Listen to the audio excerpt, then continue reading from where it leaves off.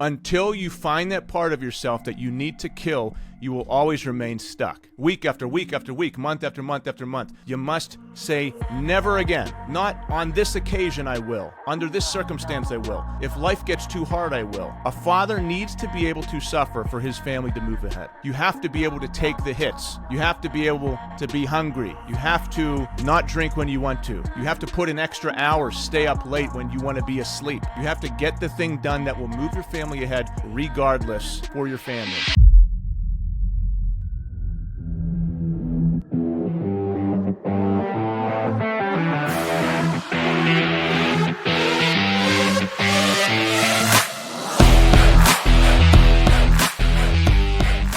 That perfectly segues into what we're talking about today, and that is killing the old you. Like, you want to kill that alcohol part of you.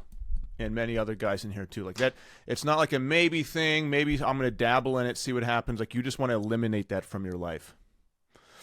And none of us can make massive progress until we do that. Until there's that one thing that you need to do to quench that little bitch inside of you and eliminate it.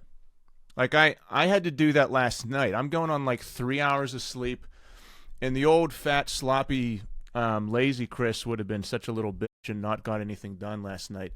But I was I went to sleep at like 9, and then I don't know, I got up 30 minutes later, and then I was like, well, I'm up, I might as well do some work. So I started messaging people, and then a guy messaged me who I've known for a year. He's like, hey man, things are rough right now, like I've been following your program, I need to get in. So I ended up talking to him for 30 minutes on the phone, and then I was like, you awake? Let's just get on a Zoom call right now. Hopped on a Zoom call with him. He joined us last night. I got off the phone at like 12:30, so like after midnight. Then tried to go to sleep. Somehow at like 1:30 a.m. I got this like massive sinus infection that just, usually sinus infections for me come over like the process of 2 weeks, but it was like the worst sinus pain I've ever had, and I have a Navage, which I highly recommend. Had to jump in my bathroom, do the Navage, do like 4 times in a row, clear my sinuses out. I tried to go back to sleep. I couldn't. Woke up at 4:45, so I'm like 3 hours of sleep. Got some more work done, did my breath work, did my journaling, and then went to my 6 a.m. hot yoga class. And during that, man, I was a sweaty, snotty mess. Like, thank God the lights were out, because I was there doing hot yoga. I was sweating. I was like wiping my nose. I was a disaster. But I was so happy I did, because I felt so damn good afterwards. Like, because I punished myself and because I beat the shit out of myself and didn't give myself excuses, didn't say, oh, it's okay, you can go back to sleep. You didn't get it. You didn't get your 8 hours in. You can skip yoga. You don't have to do blah, blah, blah.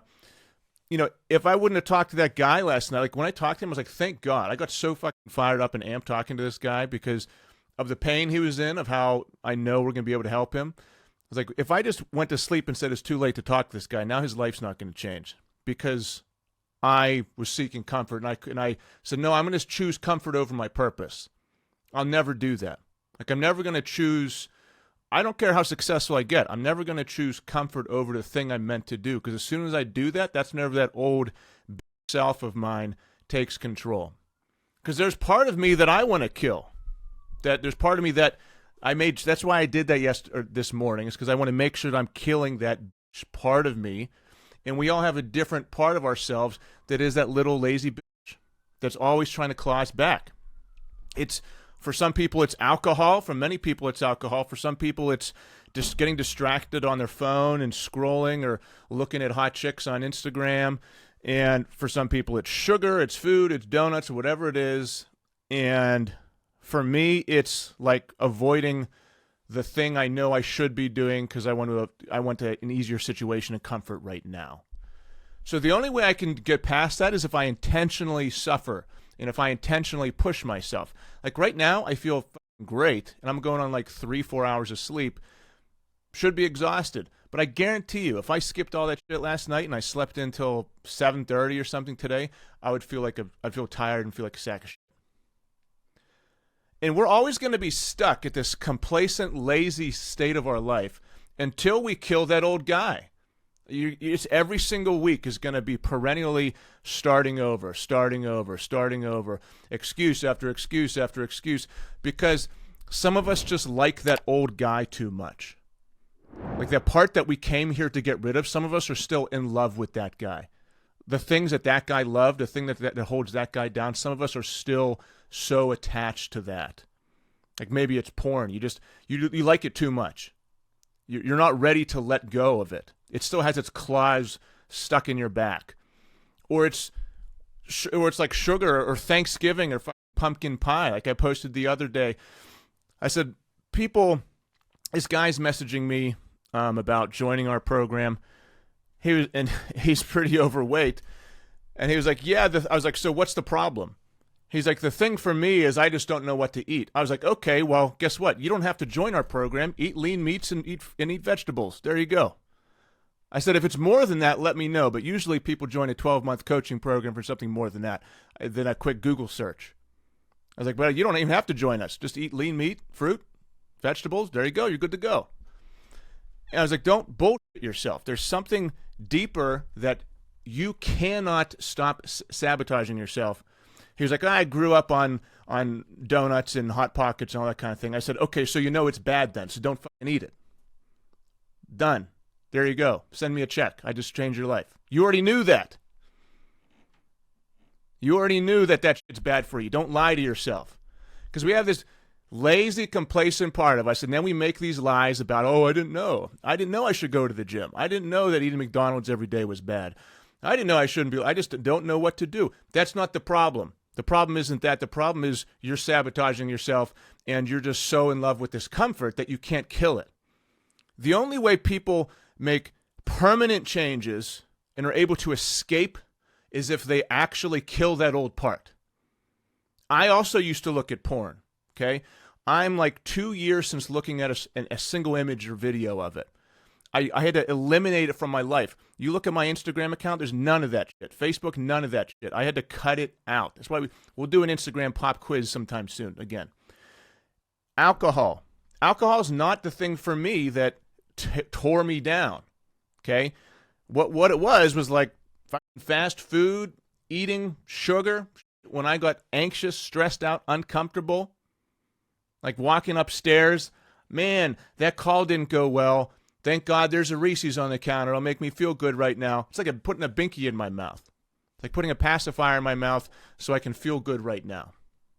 It's like, no, because I can't suffer and just not eat it, then my family gets a worse husband, they get a worse father. Like, you have to be able to suffer if you want to move ahead. That's what it comes down to. It's like, it's hard. That's not a marketable thing to say, but it's the truth. If you quit every time things get hard and every time you have to suffer, every time you have to give something up, you will always stay where you're at. How else can you make progress? Are you trying to build a business or a side hustle, but you get distracted after 10 minutes after something being frustrated, so you scroll YouTube for an hour and a half, and then the end of the day comes and you're like, what the fuck? Or you had 10 sales calls and all of them didn't go through, and you're like, maybe this isn't for me.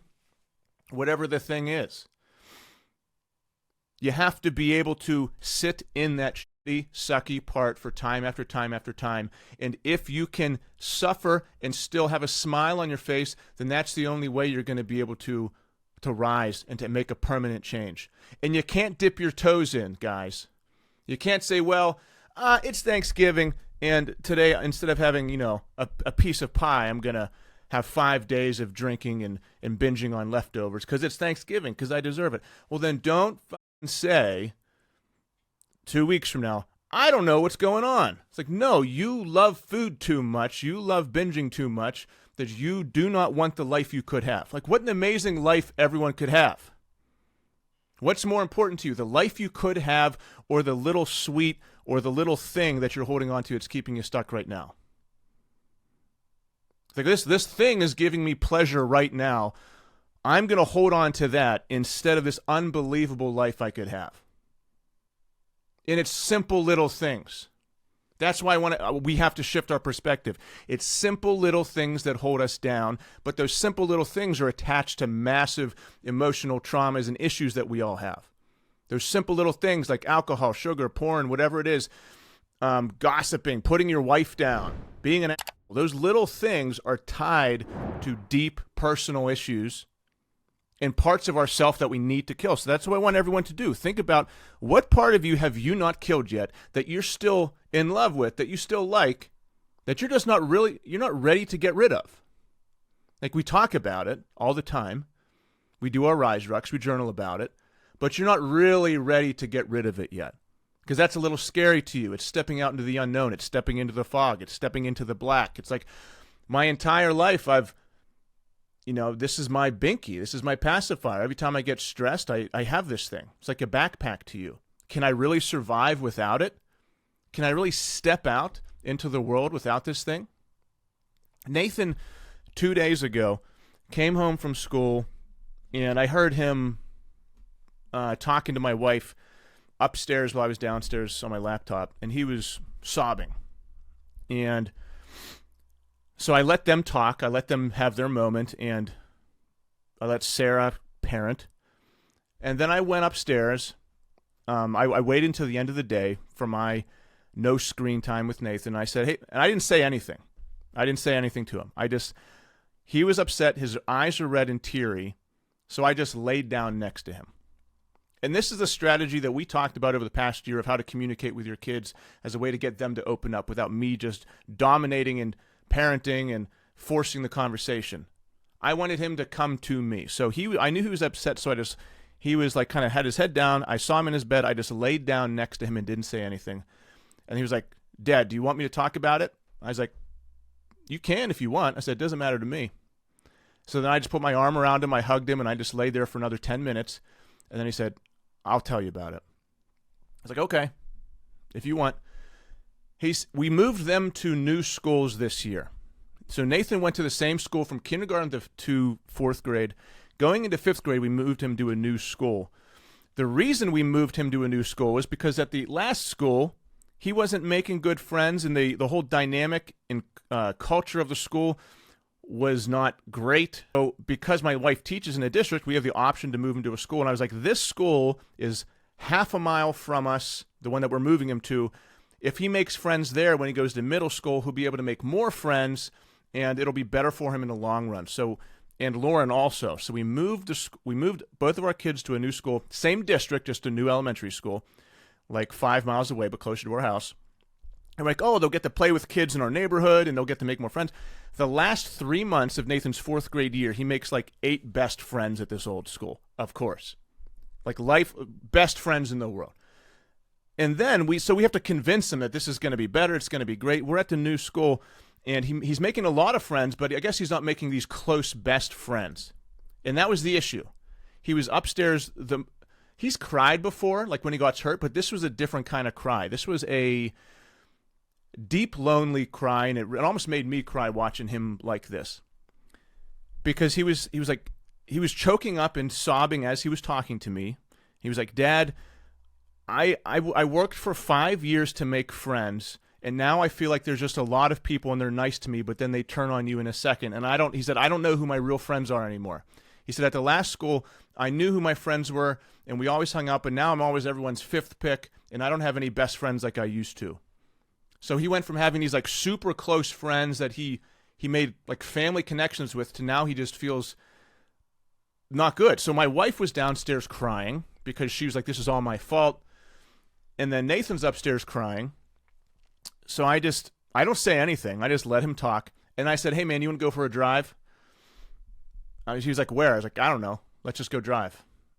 And this was at like 9:30 p.m. when I should have been sleeping. So he was like, yeah. Then he got excited. So I took Nathan in my truck, and we just drive to Pittsburgh. We're like 20 minutes away from Pittsburgh. We just drive towards Pittsburgh. He's in the car with me. I don't say anything. I was like, hey, you want to watch some Dave Portnoy pizza reviews? He loves those. So he was like, sure. So we're watching like One Bite pizza reviews on the way down. He's getting happy. And I let time pass. I don't talk about it at all. And then after we're downtown, I don't know where I'm going. I'm looking around. I just stop in a parking lot. I'm like, all right, man, let's talk about it. So he retold me all those same things. And he was like, yeah, there's these kids, and some of them are nice, some of them are not. He's like, some of the kids are cool, and like they don't want to hang out with me, and some of the kids that aren't cool, he's like, I don't want to hang out with them. So I let him explain himself, and I said, Nathan, it sounds like you have really high standards for who you want your friends to be. He's like, okay.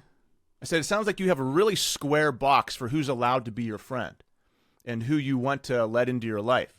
I said, you just gave me a long list of rules for the kind of kids that can be friends with you. I said, do you think that's going to give you more friends or less friends? He was like, oh, less friends. And I was just straight truthful with him, not judgmental, not judging his character. And I just said, do you think that maybe everyone else needs to change so that you can accept them as your friend? Or do you think that you need to change and maybe let more people be your friends? And then he just was quiet. He's like, I think I need to change. And then he kept on, he talked a little bit more. And I said, what if, I said, you are caring so much about how other people react when you walk into school. I said, that's why you're so down right now. I said, you have no control over that. You have no control over what people are going to do to you, how friendly they're going to be.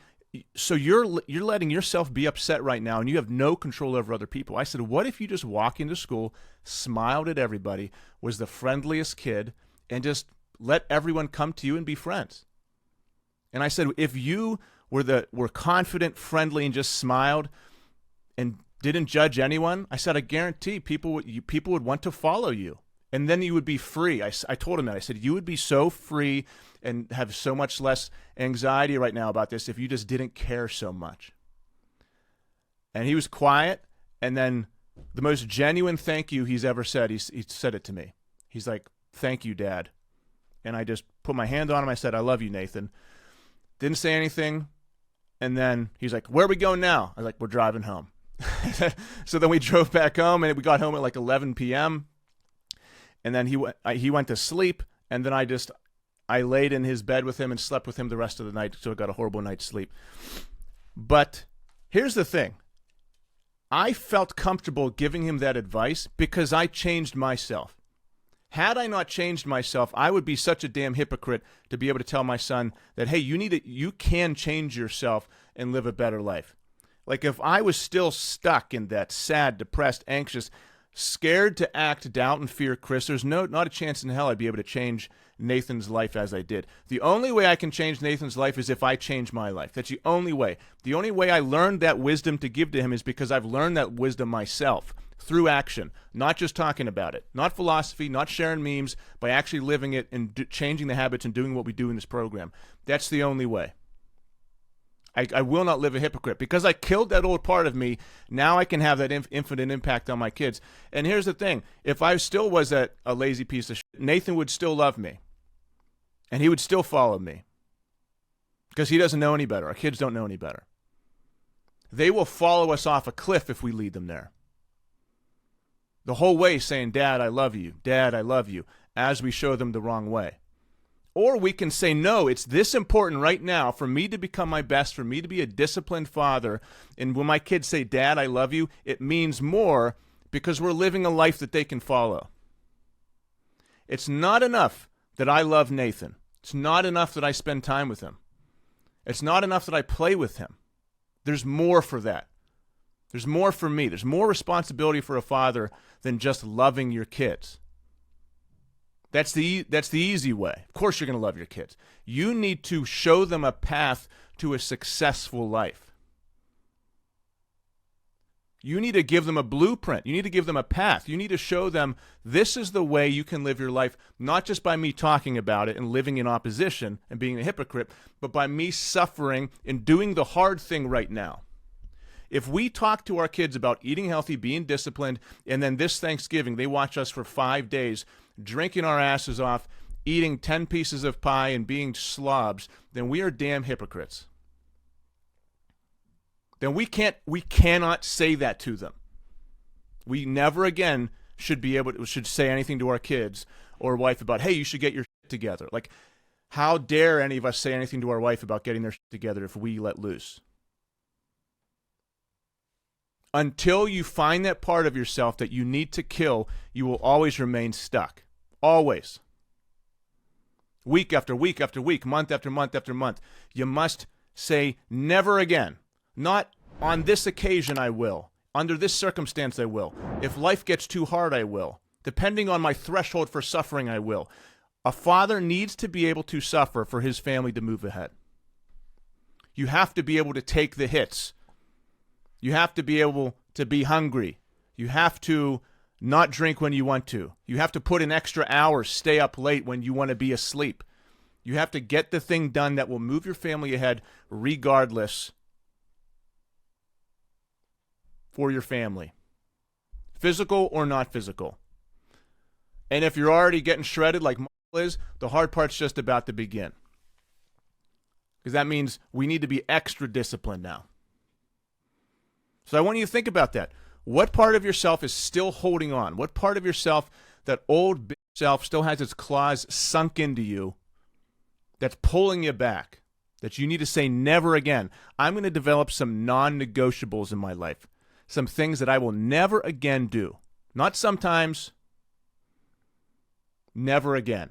If guys in this program have given up alcohol whenever it's had a grip on their life, we can give that up, and we can give the other things up that we need to. Like, there are guys who've joined this program and have been sober for months now. If they can do that, like, for them, we can do that too. We can do that. We can give up the thing the thing that we know we need to give up. Inaction brings doubt and fear. Action eliminates it. That is, man, that was my kryptonite too. It was terrified of what would happen, what could happen if something goes wrong, instead of saying what could happen, how could my life change if life goes right.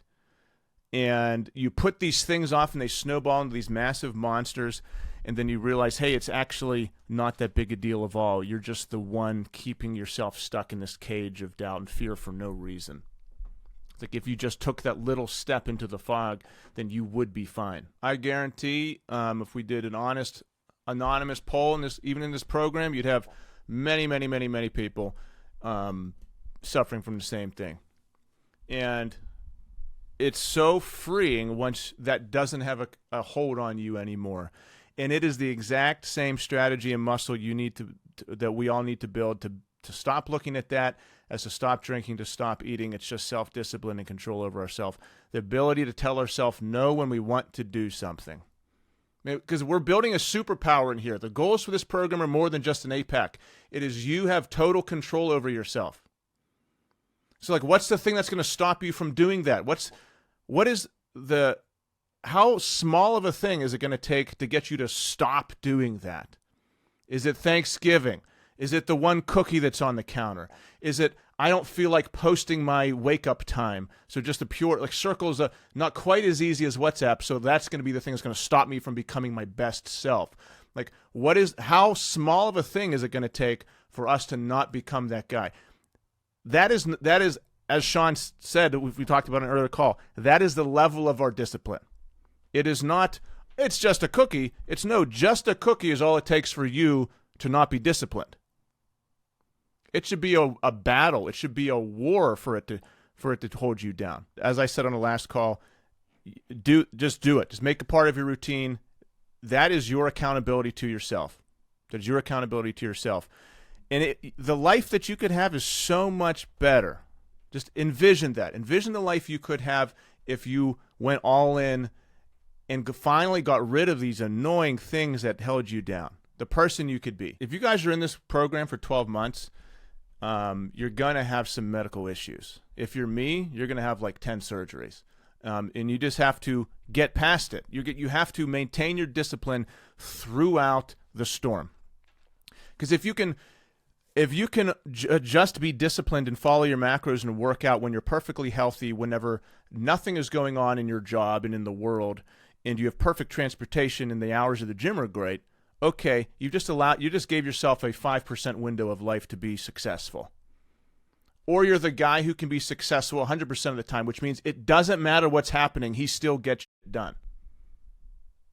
Like, it doesn't matter what you're going through. I can already tell my upper body, like, I haven't been able to do a serious upper body workout in a month and a half now. Like, my shoulder is killing me now. And I can already tell I'm losing some upper body muscle mass. I can see it happening. I haven't even got my surgery yet. So I'm already planning, like, okay, how am I going to minimize and negate the effect of this? How can I go all in and not make excuses about why my life is going to go backward during this time. I'm going to get those little TENS units and just shock my chest muscles when I can't do push-ups and chest workouts. I don't care. I'm not going to let it affect me. Awesome, guys. Excellent call. Crush whatever you're going to do today. I'll see you.